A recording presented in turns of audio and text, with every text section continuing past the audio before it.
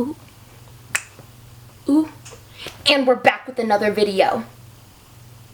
Poshmark. Hey guys, welcome back to my channel. My name is Asia May. If you're new here, thank you so much for joining us today. I talk all things business, entrepreneurship, and personal finance. And yeah, it's lovely to have you here. If you find anything informative about this channel, please go ahead and like and subscribe down below. Be a part of the family. Go ahead and hit that subscribe button down. Go ahead and hit that subscribe button down below, as well as hit that notification bell so you get notified every time I post a new video every Monday and Thursday. If you guys find anything really informative, if you like it, if you find it entertaining, whatever the case may be, go ahead and give this video a big thumbs up. It helps a lot with the YouTube algorithm, which pretty much essentially means YouTube sees that this content is helpful, people are finding it informative, and they want to go ahead and push that video in front of other people who would get a lot of value from it. Help your other people out that might be interested in growing their Poshmark business. Give this video a big thumbs up. What are we even talking about today? Well, let us tell you. We're going to be talking and giving you guys 10 tips on how to grow your Poshmark business. I think it's really important for everyone to always continue to grow, no matter how professional you are, no matter how much of an expert you may be in the field. If you're beginning, if you're new, well, learning from other people's mistakes is huge. It's so valuable. It saves you a lot of time, a lot of effort, a lot of money. So, you know, just go ahead and listen in. We got some good tips and advice for you today. I'm gonna stop blabbering, and now we're gonna go ahead and get into the video. Ready, steady, go. Or posh. This is awkward. I'm trying. I'm really trying. Let's go. Bah. Now we got our handy dandy laptop in front of us, and we're gonna go ahead and look through our tips. So tip number 1 is going to be get quality items. This is honestly something that I really am shocked that I have to say.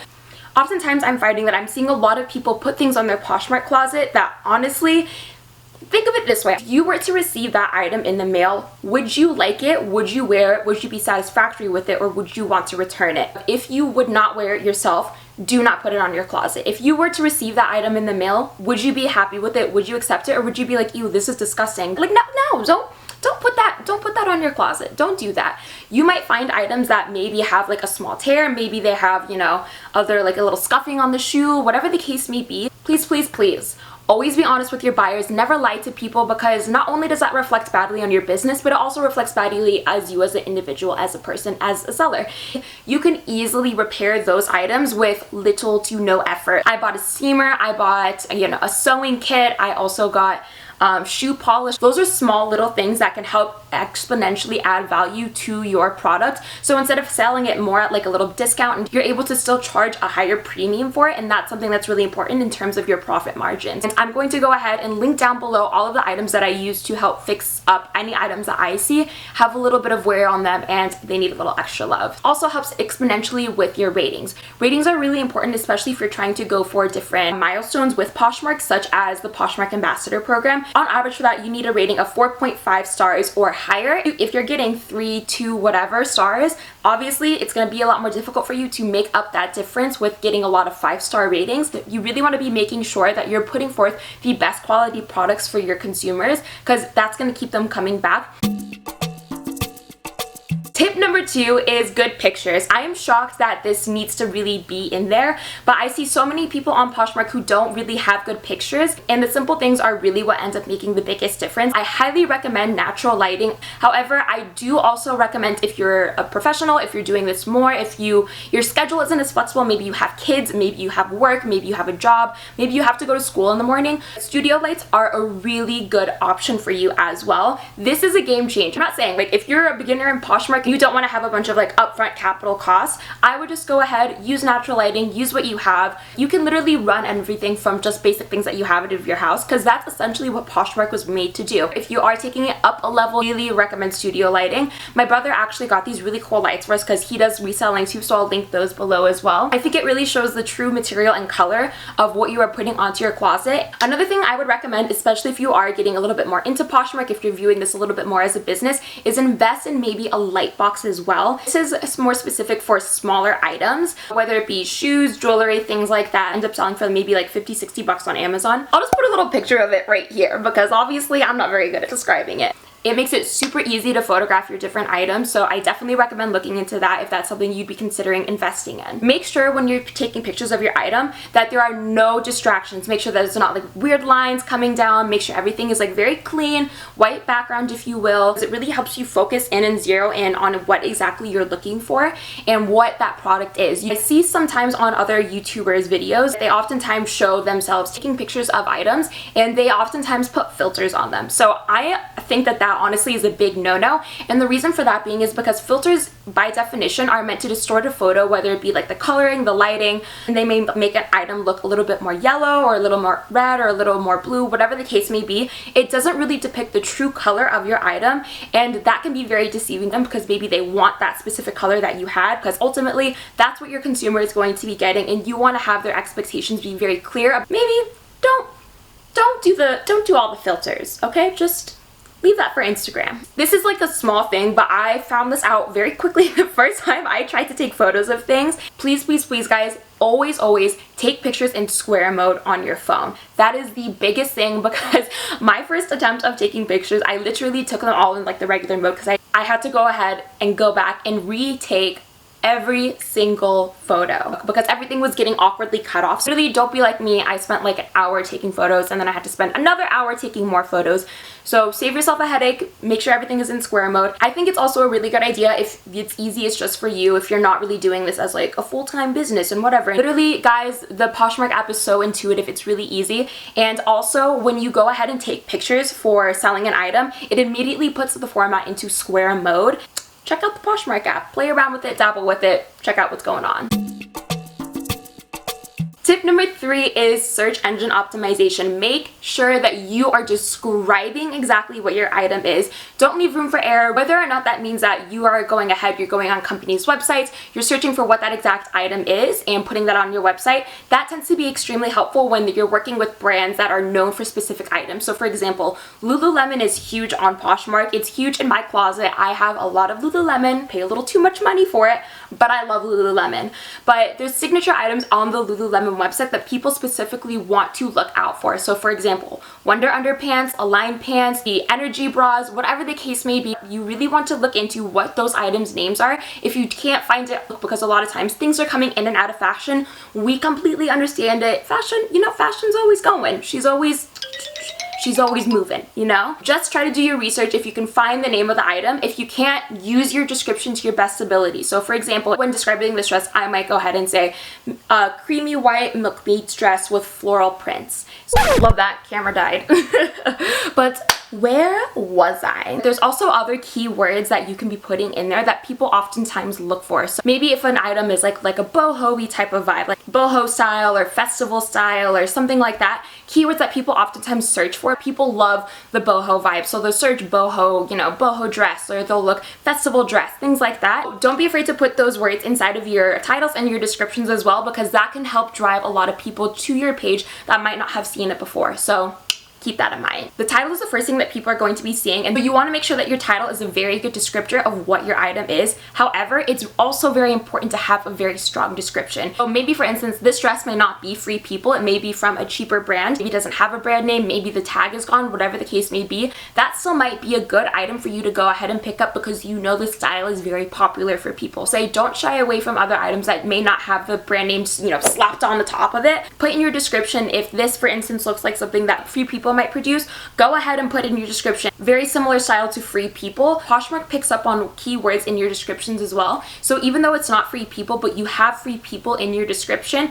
it'll show up sometimes when people are searching for Free People items. And that helps to get people through the door and looking at your item. It's not deceiving. It's not like saying this is Free People. Clearly it's not Free People. Don't say that it's Free People. Go ahead. Don't be afraid of that. Add that into your descriptions.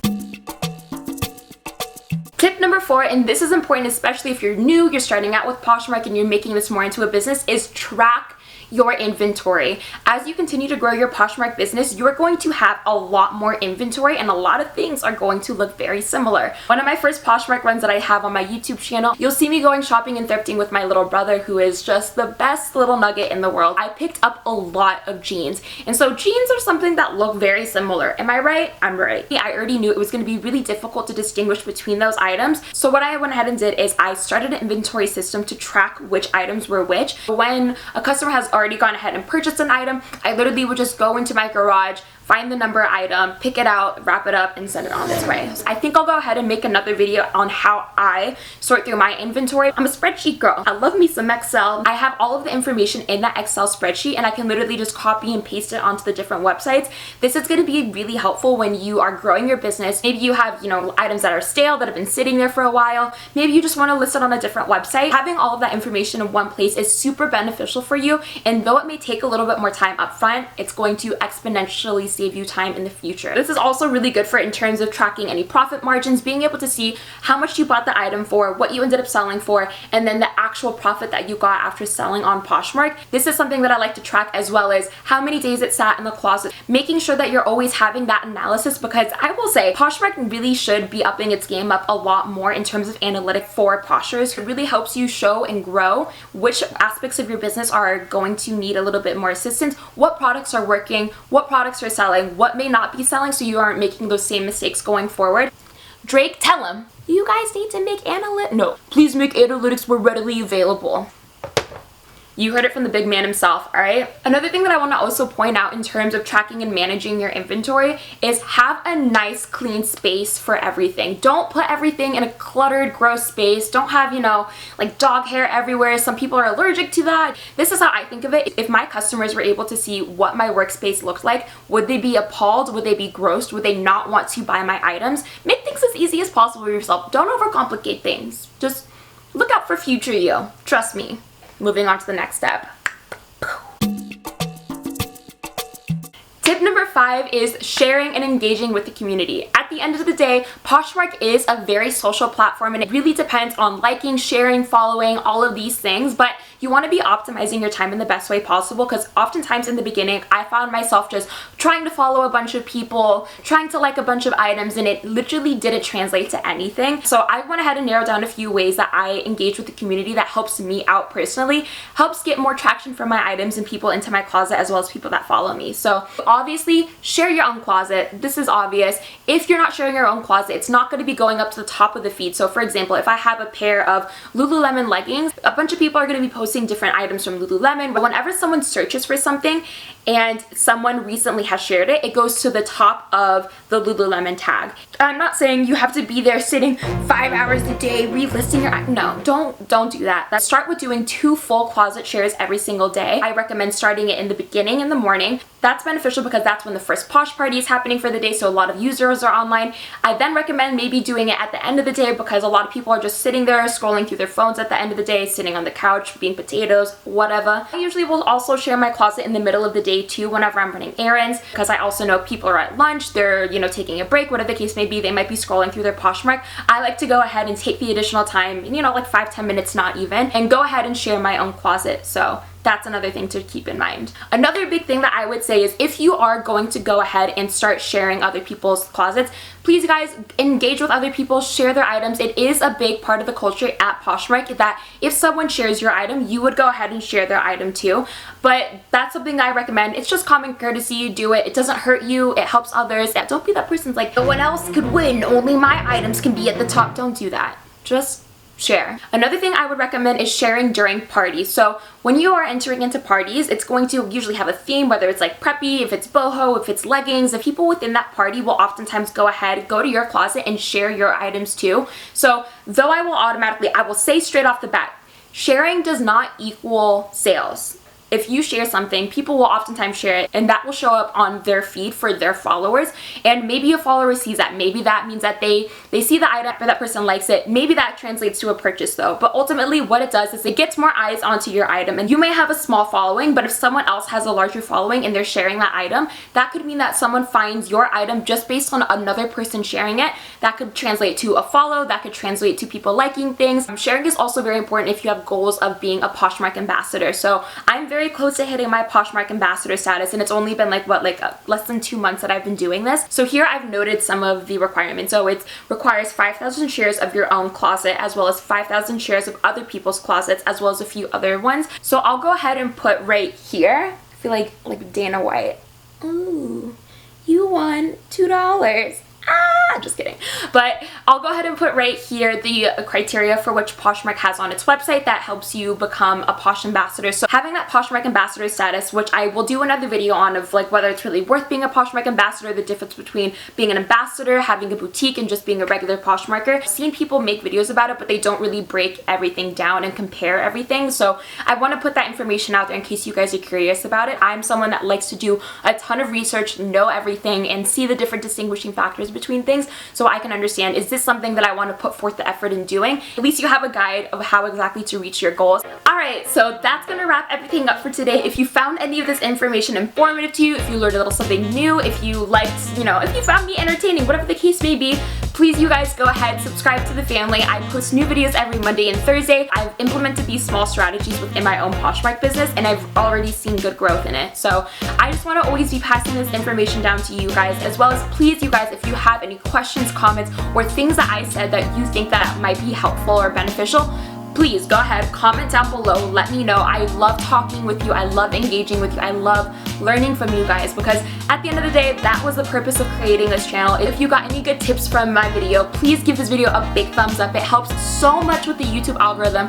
Make the like button turn blue. Just do it, please. With that, you guys, I'm gonna go ahead and log off, and I'll see you on Thursday. Bye!